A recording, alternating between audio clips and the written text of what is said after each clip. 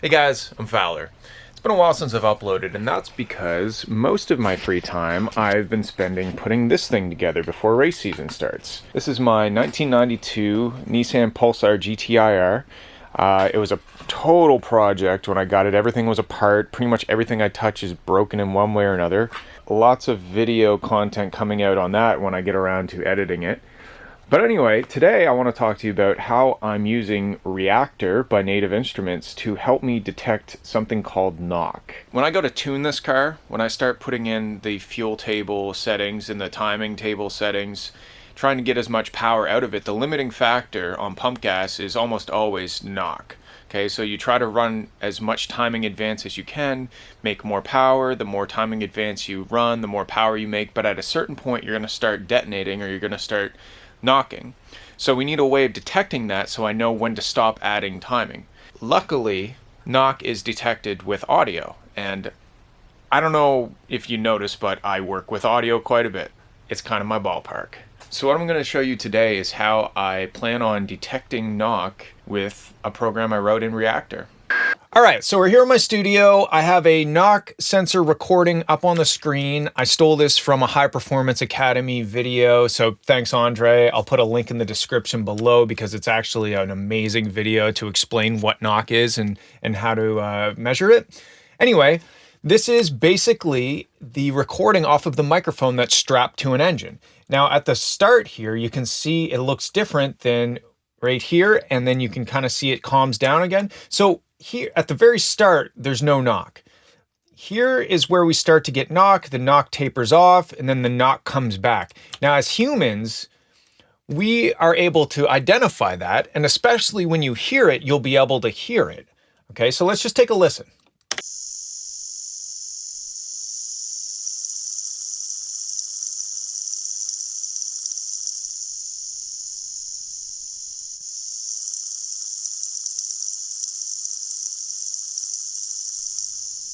So again, as humans, our brains have excellent signal processing power. We can easily tell, okay, there's knock, and there's no knock. Oh, and there's knock again. And as I tune, I'll have a headphone in listening to the knock sensor so that I can use my ears to know whether I'm knocking or not. But I also want to have a voltage output so I can record in the log so that I can go back, replay it, and know exactly when it knocked so I can make adjustments to the timing table accordingly. It becomes challenging to discern all of this noisy stuff from all of this noisy stuff. And you can't just do it based on amplitude because that's how a lot of older 90s cars did it. But the thing is, once you start making your engine more powerful or you put different components on it, you tune it differently, it becomes louder. So say this is what the ECU is expecting to see, but now it's this because it's just a louder engine, different exhaust, more power, more boost. It's going to think it's knocking all the time if it's only looking at strictly amplitude. So we have to do something a little more clever in order to take a signal that looks like this and output a voltage based on how much we think it's knocking. In order to explain my high-level concept of this design, I'm going to use one of the most powerful tools that I know of, and that's MS Paint. All right, so first of all, we've got the knock sensor input. We're going to split it into two parts, okay? Because what you might have noticed was, if I go back to the knock, the sound of the knock is quite high frequency. In fact, based on the size of the piston or the bore of the cylinder, you can calculate the frequency and get ready for it. The Pulsar has a knock frequency of almost exactly 69 hertz. Nice. So what we're going to do is try to separate the knock from the not knock. And that's where splitting it into two bands comes in. So first of all, we're going to high pass the signal. Okay. We're going to cover the low pass after, but first let's look at the high pass. Okay. So we've high passed the signal. We've gotten rid of all of the noise that's below a certain frequency because we know that knock happens up high and as a click kind of thing. Now what we're going to do is we're going to average that signal, and I'll explain why in a second. So what we kind of want to do is we want to average this kind of amplitude. If this is 0, okay, we want to kind of get an idea of this level. And that's where the averaging comes into it. Because if you average it, all these little tiny spikes, they're not going to affect the overall average of the amplitude very much. It's more going to be underneath those spikes, kind of the baseline noise of the engine. So we want to establish what that amplitude is. So let's go back to our drawing. After we've established that, we're then going to take the non-average signal and we're going to subtract the average from it. So that way, if everything gets louder, they cancel out, right? If the engine's just getting louder in general, then that average level would come up and subtract from the peaks that are happening. It's only if that average level is low. So for example, if the average level is 10 units, whatever, doesn't matter, and the level peak is 13, we're only going to get 3 as the output, right? That to me would be an acceptable amount of noise on top of the average. But say the average is 10, but all of a sudden the peak jumps up to 20, then we're going to have an output of 10. Now say the average level of the engine jumps up to 20, but the level is still only 20, we're going to have an output of 0. So this is just a way of kind of looking at the average loudness for a window of time. And I can change all of that, but say it's like it averages every second or so. So the amplitude of the engine isn't going to change very much overall over 1 second. But those little peaks are going to jump up, and now we can more carefully distinguish between the two. Okay, so now we're going to take it further and we're going to low pass it, and we're going to do this exact same thing again, but this is going to take it a step further because now we're subtracting all the noise of the engine, the growl, all of the other noises that you hear in an engine. That's all going to get lumped together as an average, and it's going to be subtracted off. Let's run through an example. Say we've got a level peak of 25 at one moment. The average was 20, so now we have an output of 5. But now let's say that the other kind of low-end noise was 10. And these are all just units of loudness. They can be whatever. It's just the math that's important, right? So now the output is actually -5 because we've got 5 subtracting 10. And that would indicate maybe that there's not enough peak level clicky noise to indicate knock. But now let's say that level average for the past like second or so, whatever we set this kind of period to, say that was only 10 and say this was only 5. Well, now we have 25 minus 10, which is 15. And then we have 15 minus 5. So this becomes 10. Bloop. All right, plus 10. This is kind of like making up the background noise, right? And this is how we're discerning the background noise from the knocking sound. To make that a little more clear, let's draw a theoretical knock sensor signal and see what happens. So let's say we're at idle, we start revving up through the rev range, the engine's getting louder, it's getting louder, and then we encounter some knock, and then it gets quieter, maybe there's a little knock there, and then we're revving up the next gear, it's getting louder again, but it doesn't knock this time. So let's rectify the signal. So we're only gonna look at the top half. Let's ignore, let's see if I can cut this. Yep. Okay, so we've rectified the signal. I'm going to change the color. Let's look at the averaged amplitude. So it's kind of riding along here, it dips down, a little bump because of the peak that jumps through. It comes down a little bit more, maybe a little bump there, and up. Okay, so that's our average signal. Now let's look at our not averaged signal. So the not average signal is actually going to just be our red signal, but here, boom, right?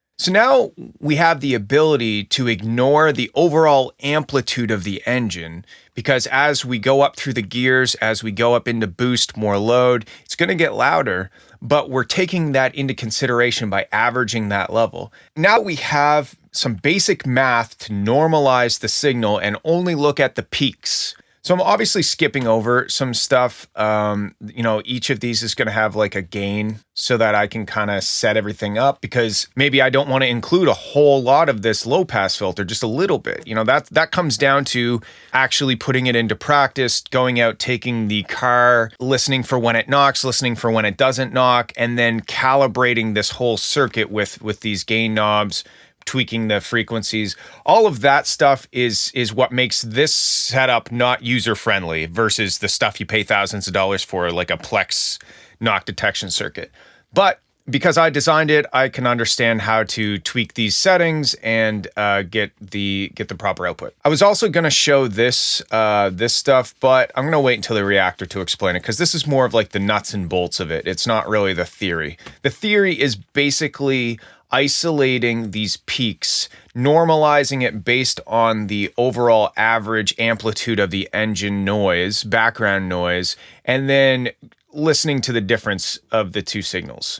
And this concludes our paint session. Hi, I'm wearing a black shirt now. Let's take a look at Reactor. This is Reactor. What you're looking at right now is Reactor in the edit mode. If we turn off edit, this just shows you kind of the panel. This is if you were to just use this instead of like designing it, you would just see this stuff with knobs, and these are scopes. But let's turn on edit, because that's where the guts are. This is kind of the circuit sort of stuff. And we're going to go over piece by piece. Before we do anything, let's just play the knock recording and see what happens.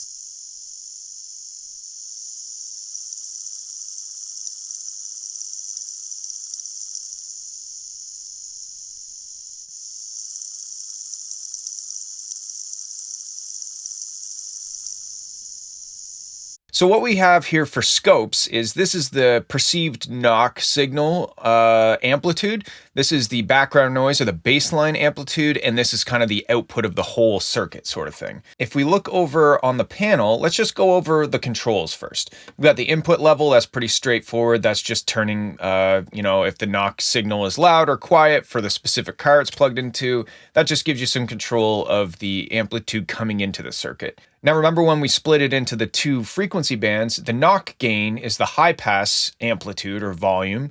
The baseline is the low pass. And then we just have some meters here to show us how loud the baseline and knock is. And then this is the output knock signal. This is the monitor, what we're hearing, and this is the output, which will go to the ECU and be recorded as a voltage. Underneath are some frequency controls for the high pass and low pass. This is the knock high pass frequency. This is the baseline low pass frequency. Sensitivity and threshold, I'll get into what those are, but it just allows you to fine tune the characteristics of it. And monitor select just allows you to pick which signal you're listening to. Right now we're listening to the input, but if I change it to 1, we're going to listen to just the knock signal.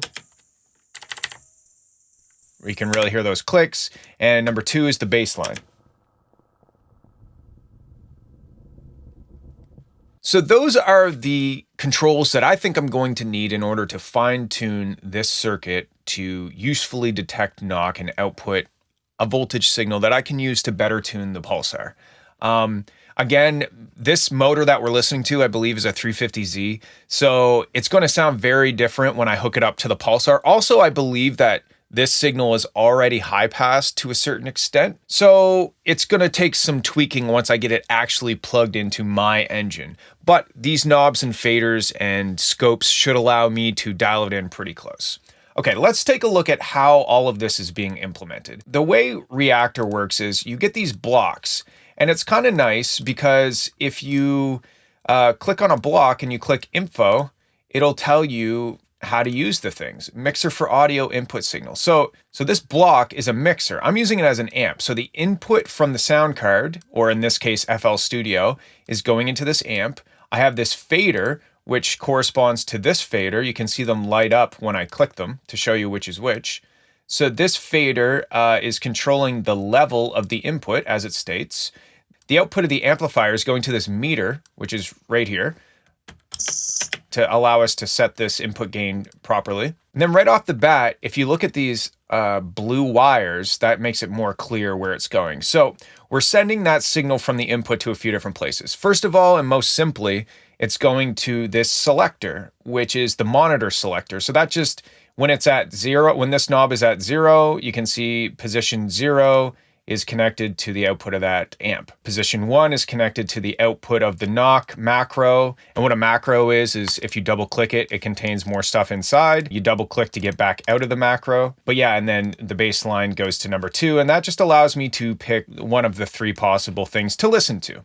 And then the output of that selector goes to another amp, and then it goes out. And this fader just allows me to control the amplitude of the output. Okay, so that's the simple stuff. That's just how we're getting the signal into the circuit, how we're controlling the input gain, how we're controlling what we're listening to, and how loud it is when we listen to it. So now let's get into a bit more of the meat of it. So as I showed you in my beautiful paint drawing, the input gets split into 2 signal paths. So this input is boom going into one macro and boom going into the other macro. If we open up the first macro, which is called knock, as soon as it enters this macro, we see in, which is connected to the in port of the macro.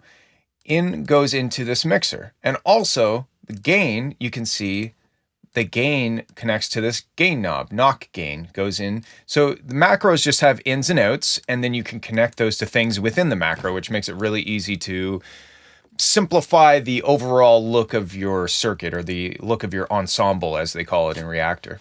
I know I had a high pass filter in the paint diagram, but after playing with it, I found that the band pass gave me a more selective range. Basically, I'm using these 3 filters just to give me an ultra steep curve to the frequency. So if we play it again,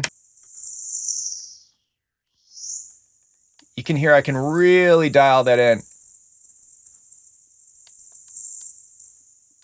And I basically just move that around until the knocking sound is very loud compared to the other stuff. Because I have that frequency knob here connected to all 3 frequency inputs of the filters, I'm changing all 3 filter frequencies at the same time, and I just have this very steep and very selective bandpass filter that I'm able to move back and forth up and down the frequency spectrum using this knob. And this is where the calibration comes into it. So for this specific signal that I'm listening to, I find that if I have it set to 7,900, 8,000 hertz, it sounds the clearest, like it is selecting the knock sound over top of everything else the most. So that's where I've set it. I also have control over the resonance, really to even more emphasize that frequency. But you got to be careful, because you start getting so resonant that it starts to pick up on other sounds and gives you false knock signals. All right, so after we've taken the signal through this very steep and selective bandpass filter, and we've moved it to a place where that knock sound is really cutting through, but everything else is kind of attenuated, what we're going to do is just go through this multiplication block. So I'm multiplying the amplitude by 10 to bring up the volume, because I found that after going through that filter, the volume was quite low, and I just wanted to bring it up. So this is basically a gain stage of 10. All right. Now it gets split into 2 signal paths, and it gets rectified. So rectifying it basically takes the signal, and anytime it goes below 0, it just flips it to the positive. And I'll put a diagram on the screen right now explaining what rectification is and how it looks.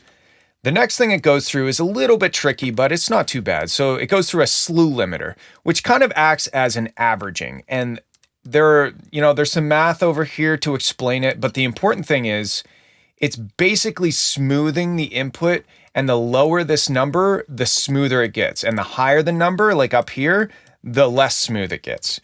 So because I have chosen such a tiny value, that's going to really average the output of the signal. Then it's going through a peak detector, okay?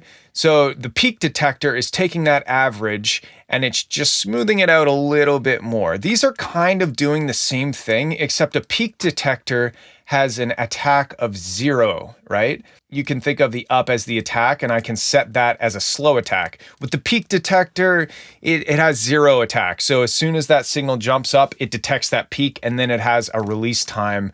And I have a fairly slow release time, 25. I don't know what that equals in seconds. This, I don't know, somewhere between whatever the math is, 50 milliseconds maybe? I don't know. Anyway, it's not important. The important thing is I tweaked these settings until it looked right. So that's kind of the average baseline of the high pass or band pass frequencies. And then it gets split and it does the same thing, except this is not, it's just smoothing it a little tiny bit. Those high numbers means that it's not, this slew limiter is just smoothing it out a little bit. And then we have the peak detector happening with a longer release time so that when we detect that knock, it jumps up instantaneously because the peak detector has 0 attack, but then it takes longer to come back down, and that gives us more time to detect that instantaneous like knock event. And then as we saw in the MS Paint diagram, we're going to subtract this average level from the instantaneous peak information. And that's what we do with this subtraction block. So just like this multiplication, these are just math operations, and this is just a subtraction. Okay, so now what I did was I took that kind of control signal, the output of that multiplication, and I high passed the whole thing so that even if it's kind of doing its thing and it's noisy and it's registering events, it's only those really sharp peaks that make it through. So this is again trying to isolate frequency-wise those knock events. And then that signal goes to the out port, which if we go back out from the macro comes out here. That might have been a little bit intense, so let's just recap real quick. We have the signal coming in from the knock sensor being split into both of these macros. The first macro is going through the bandpass filters, which we are tuning to really isolate and emphasize that knock sound. This is just bringing the amplitude of that signal back up to an acceptable level. We're smoothing it out really gradually with this part, and we're allowing those peaks to cut through really sharply with this part, and then we're subtracting and taking the difference of the two. So we're listening to the baseline or the background noise of the engine to determine how loud it is, and then we are listening to the instantaneous peaks with this. The output gets high passed to further emphasize those peaks, and then we come out. All right? Good. So now let's look at the other half, the low pass or the baseline. So this guy comes in, immediately gets high passed at 20 hertz. So that's really just removing some false kind of thumps or like really low end, almost DC noises like 0 hertz. Like 20 hertz isn't really going to affect the audio range, but it's just to get rid of some of the crap that might be on the signal. After that, it goes through a low pass, and again, the frequency is controlled by this knob, and same as the resonance, and it's going through 2 4-pole low pass filters, which is going to give us a very steep attenuation of all the frequencies above whatever we set that frequency to. Then it's going through a gain, which is controlling this gain. It's going out to the monitor, which is so that we can select and listen to it. But then it's going to get rectified, slew limited with a very, very low. I mean, the other one was 0.1. This is 0.05. So that's really slowing down the average. And remember when I said you could control, like, are we looking at a 1 second window for the average? These values, that's how you control that. So typing in super low values here means that it takes a long time for it to come up and it takes a long time for it to go down. And that just gives us a nice averaging effect. And then that's the output. So now we have the output from the knock. And by the way, this is just the scope that we're looking at here. Same with this. And the meters are, you can see it's red there. So that's just visual feedback stuff.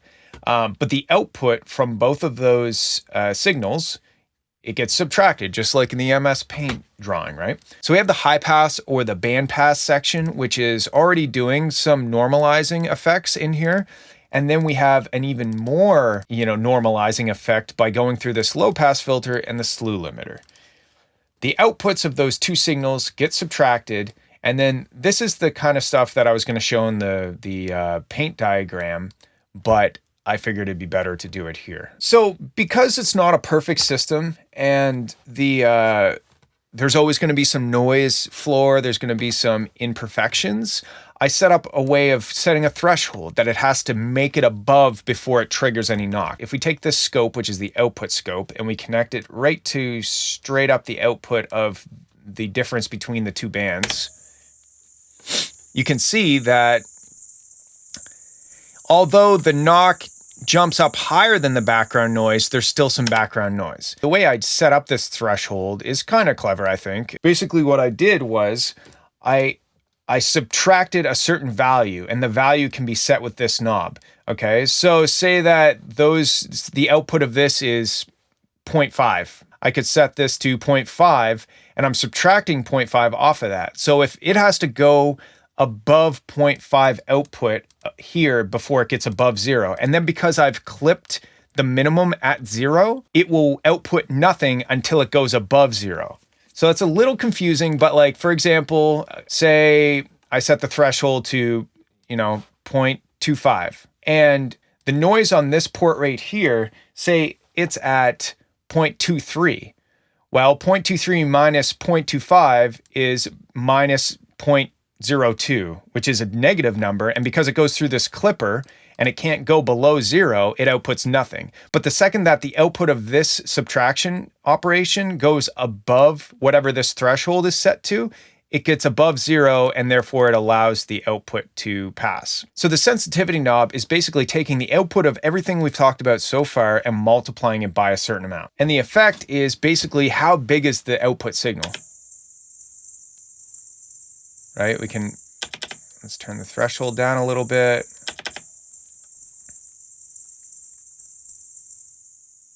So after it passes the clipper, gets multiplied by the sensitivity knob, it goes through another amp. And after kind of thinking about this, these two things are doing the exact same thing, so they're kind of redundant. If I wanted to simplify it, I could combine these two into one amplification stage, but I'm just going to leave it for now.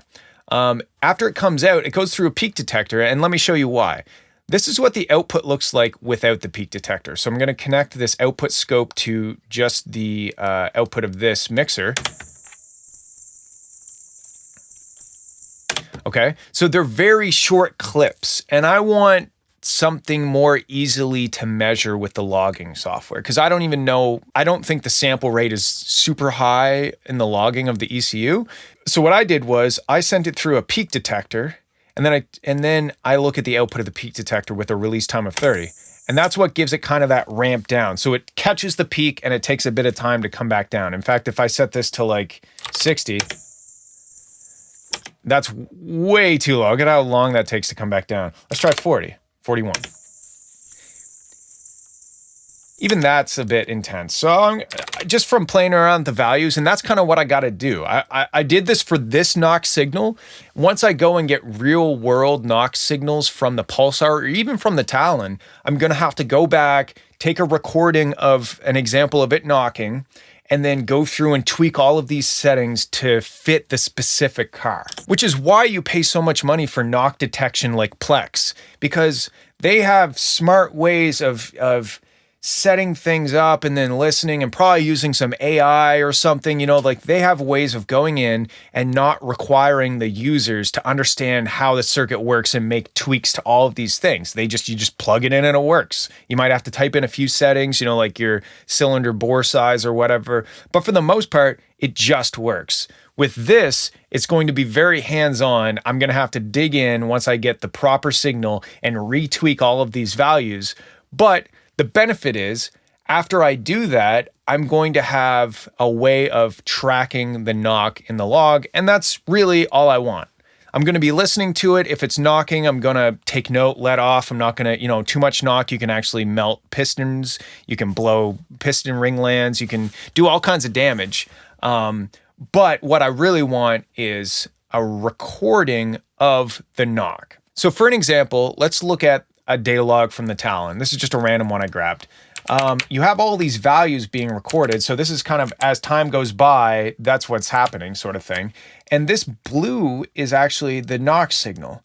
And that's telling me how much the engine is knocking for any specific time. The problem with the Pulsar is it doesn't give me that option. So all of this work that I'm doing is just to give me this option so I can record that and then go back and play through the logs and look at what's happening. So if we pull up the timing table that I was using at this point in time, and we go through the log, it shows me which cell it was using. So now I can see, boom, it started knocking right around these cells. So that tells me I gotta, maybe pull some timing or add some fuel or do something. The whole reason I'm doing this is just so that I can have the same functionality that I have in the Talon, but have it in the Pulsar, where I'm recording all of the sensor data, and I also can see the knock sensor voltage or the perceived amount of knock that's happening. And I think that after I get it dialed in, it'll be more accurate than the Talon, and I might start using it for the Talon instead of using the stock knock scenario. For one last example, let's just take the recording of the engine noise where there was no knock happening and we looped it for a while, and then I took an actual recording of me knocking on the Pulsar's engine with a wrench, and this was recorded off of the knock sensor. Okay, so what we're gonna do is we're gonna turn the engine noise up very loud, we're gonna turn the knocking sound really low, and let's listen to it. So you can't really hear any of the knocking sound. But if I leave the knocking sound turned down low, but I start reducing the engine noise,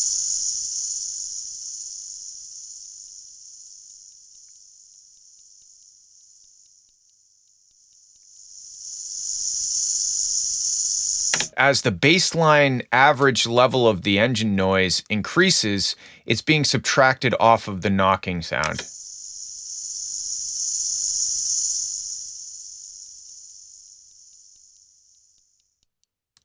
And that's how we're going to separate the two noises. So one thing I didn't talk about is physically how this was all going to be connected. I'm going to take the knock sensor. I might make a little preamp circuit before it hits the laptop, but either way, it's going to go into the left and right channels of the laptop interface, and then it's going to come into Reactor, go through all of the processes that we just talked about, and then the left channel is going to go out to my headphones. Both sides of my headphones are going to get connected to the left audio output for listening to the audio, and then the right side of the output is going to have that control voltage or that peak detector output showing the actual amount of knock being detected, and that's going to go in through an analog input into the ECU for logging. All right, I know that was probably kind of nerdy, fairly long-winded, maybe hard to follow, but I hope you found some value in it. If anything, definitely check out Reactor. It's an amazing tool. It's once you kind of wrap your head around how it works, all of a sudden, all of these things ideas that you had for effects or synths or whatever for music production become possible, because you can really do just about anything with Reactor. In fact, one of my favorite plugins of all time was created in Reactor, and it's called Razor. And if you open it up, this isn't a crazy synth, but you could still open the hood, click edit, and boom. Here we go. Here's how this synth is made. It's nuts. The fact that you can dig in and see all the math and see all the crazy shit that's happening. Look at this stuff. Imagine designing this. It blows my mind that somebody did this. There's so many layers. There's so many levels. But this is how it's all made. So make sure to check out Razor, play around with it. You can make something as simple as a sawtooth sound, or you can make something like a knock sensor. Until next time, bye!